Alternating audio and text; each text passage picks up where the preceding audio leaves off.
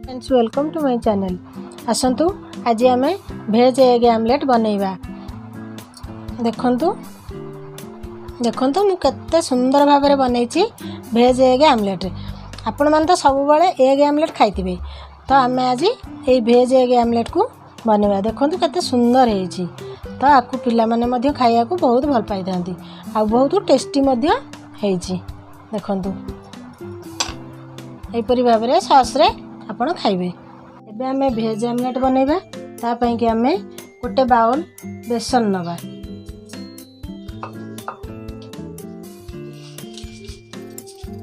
अल्प जीरा ऐड करिबा, अल्प एपरी भाव में काटिकी रखिथिबा ग्रीन चिली, अल्प एमती काटिकी रखिथिबा रसुण, एपरी भाव में काटि रखिथिबा को पकाइबा।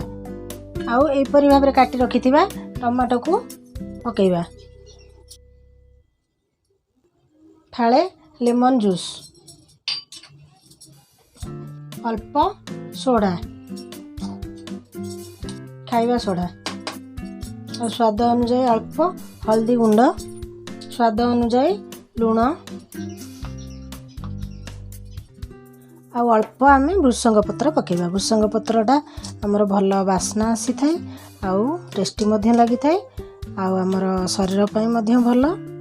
एमती पकेबा। आपण माने चाहिले धनिया पत्र मध्य पकई परिबे। जेहेतु मो पिला मानको धनिया पत्र पसंद नुहे, मु भृषंग पत्र पकाउची। ए समस्त जिनिस को आम एमती मिक्स करनबा। मिक्स कर सारला परे आ देहरे पानी ऐड करबा। देखो मु एथिरे एमती पानी अल्प अल्प ऐड करके याको मिक्स करबा, नले ये मुंडा रही जीवो। आमे तावा गरम करबा।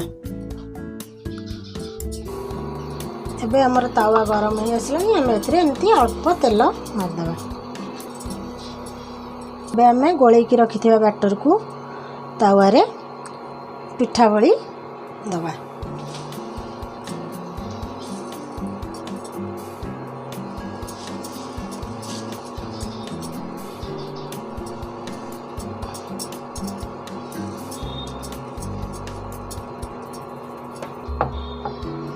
कम आंच आकु आम एबे आंच को कम करदेबा। हमर गोटे साइड हो जाइए। आसतु आ ऊपर एमती टिके तेल मारदेबा, ताको आर साइड की उल्टेबा।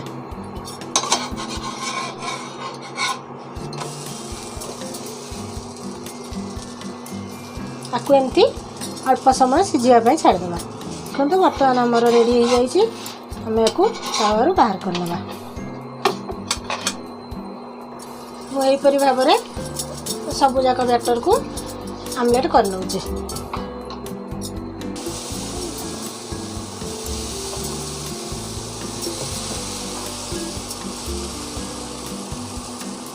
देखो बर्तमान आमर आरपट हो आसला, तो आम एपटे एमती अल्प टिके तेल मारदेबा।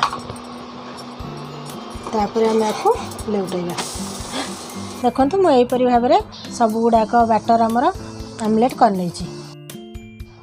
आज मो भिडियोटी आपण मानू केमिति लागिला लाइक करिवे आ शेयर करिवे। जदि आपण मानू भल लागिला तो मो कमेंट बॉक्स को जाई कमेंट करिवे। जदि मो चैनल नुआ अछंती तो मो चैनल टी को सब्सक्राइब करंतु आ बेल आइकन टी को दबाई दियंतु। Thank you.